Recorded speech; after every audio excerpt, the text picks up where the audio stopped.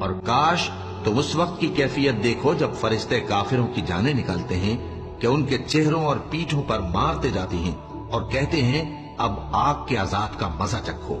یہ ان اعمال کی سزا ہے جو تمہارے ہاتھوں نے آگے بھیجی ہیں، اور یہ جان رکھو کہ اللہ بندوں پر ظلم نہیں کرتا۔ جیسا حال فرعونیوں اور ان سے پہلے لوگوں کا ہوا تھا ویسا ہی ان کا ہوا کہ انہوں نے اللہ کی آیتوں سے کفر کیا تو اللہ نے ان کے گناہوں کی سزا میں ان کو پکڑ لیا۔ بے شک اللہ زبردست ہے، سخت عذاب دینے والا ہے۔ یہ اس لیے کہ جو نعمت اللہ کسی قوم کو دیا کرتا ہے جب تک وہ خود اپنے دلوں کی حالت نہ بدل ڈالے اللہ اسے نہیں بدلا کرتا، اور اس لیے کہ اللہ سنتا جانتا ہے۔